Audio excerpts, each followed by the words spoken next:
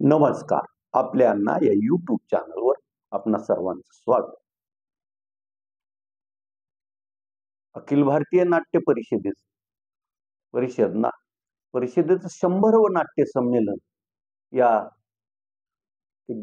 महिनाभरानंतर होत आहे. त्या 100व्या नाट्य संमेलनाच्या सर्वांना माहिती व्हावी, लोकांमध्ये नाटकांविषयी प्रेम निर्माण व्हावं यासाठी नाट्य परिषदेच्या धाराशिव जिल्हा शाखेनं 15 ऑगस्ट पासून ते 18 ऑगस्ट पर्यंत म्हणजे आजपर्यंत नाट्य जागर आयोजित केला होता. धाराशिव नगर परिषदेच्या छत्रपती शिवाजी महाराज नाट्य संकुलात हा कार्यक्रम 15 ऑगस्ट पासून दररोज सुरू आहे. 15 ऑगस्ट रोजी धाराशिव लोकसभा मतदारसंघाचे खासदार ओमप्रकाश भोपालसिंह उर्फ पवनराजे निंबाळकर यांच्या हस्ते या नाट्य जागरचा शुभारंभ झाला. या 4 दिवसाच्या याच्यात स्थानिक कलावंतांनी आपल्या कलेचं सादरीकरण केलं.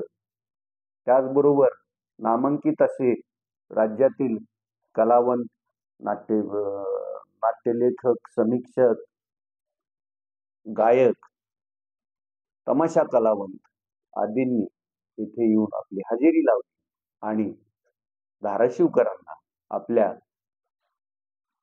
कलेचा नजराणा पेश केला. आज या नाट्य जागरचा समारोप होत आहे आणि या नाट्य जागराचं मग सूप वाढ. नाट्य जागर या मधील कार्यक्रम पाहण्यासाठी धाराशिव शहरवासीय आणि आसपासच्या भागातील लोकांनी चांगला असा प्रतिसाद दिला होता. हे हा सर्व कार्यक्रम यशस्वी पार पाडण्यासाठी या नाट्य जागरचे समन्वयक किंवा प्रमुख धनंजय शिंगाडे, राजेंद्र आत्रे, धाराशिव जिल्हा नाट्य परिषदेचे जिल्हाध्यक्ष आणि नाट्य परिषदेच्या राज्य कार्यकारिणी सदस्य विशाल सिंगाडे आणि त्यांचे सर्व सहकारी यांनी परिश्रम येरमाळा येथील जनहित पतसंस्थेचे चेअरमन प्राध्यापक संतोष बाबासाहेब तौर यांना लहुजी शक्ती सेनेतर्फे काल लहुजी रत्न हा पुरस्कार देऊन सन्मानित करण्यात आला.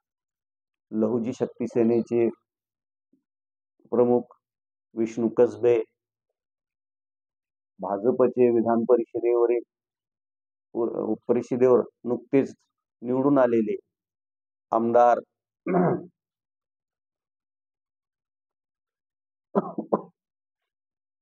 अमित गोरखे, राऊत मॅडम आदींच्या हस्ते प्राध्यापक संतोष तौर यांना लहुजी रत्न पुरस्कार कळंब येथे प्रदान करण्यात आला. धाराशिव शहरातील प्रगती नागरी सहकारी पतसंस्थेची नुकतीच पंचवार्षिक निवडणूक बिनविरोध पार पडली. सर्व संचालक मंडळ बिनविरोध निवडून आले. यातून मग संस्थेच्या चेअरमनपदी प्रशांत नानासाहेब पाटील यांची फेरनिवड करण्यात आली. त्याचबरोबर व्हाईस चेअरमन म्हणून धाराशिव पसचे माजी उपसभापती शिवसेना नेते श्याम जाधव यांची निवड झाली, तर सचिव म्हणून डॉक्टर हर्षल डंबळ यांची निवड करण्यात आली.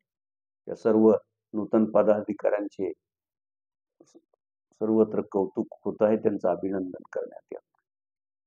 येत्या 29 ऑगस्ट रोजी धाराशिव येथे नमो जागर महारोजगार मेळाव्याचं आयोजन करण्यात आलं आहे. या नमो जागर मेळाव्याचं आयोजन शिवसेना एकनाथ शिंदे पक्षाचे संपर्क प्रमुख असलेले नितीन लांडगे हे संयोजक असून इतरही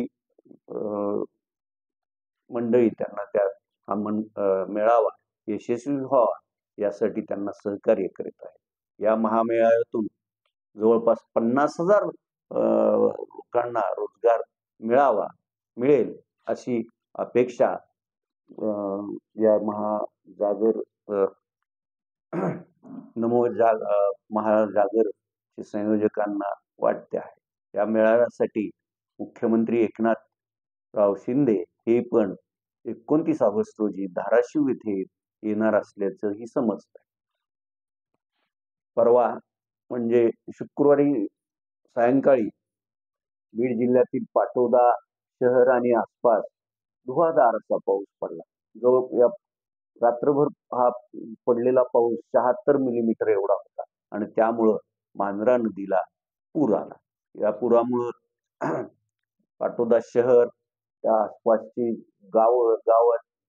गावात पाणी शिरलं होतं आणि पिकातही पाणी शिरलं असून पिकं पाण्याखाली गेल्याची दृश्य तिकडे दिसत आहे.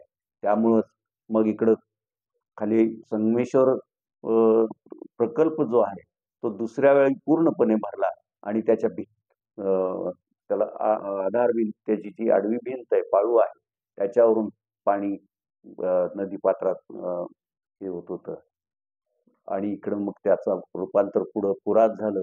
कळंब शहराच्या जवळून वाहणाऱ्या मांजरा नदीला पूर आल्याचं दृश्य दिसून येत होतं.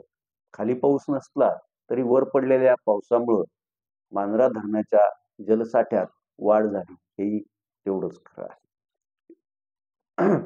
काल गेल्या आठवड्यात कोलकाता येथील कार हॉस्पिटलमध्ये एका प्रशिक्षणार्थी डॉक्टर महिलेवर जो अत्याचार झाला त्याच्या निषेधार्थ काल धाराशिव जिल्ह्यातील सर्वच डॉक्टरांनी आपल्या ओपीडी बंद ठेवून निषेध नोंदवला. सायंकाळी अनेक धाराशिव, तुळजापूर आदी शहरातून या डॉक्टर मंडळींनी कॅन्डल मार्च पण काढले.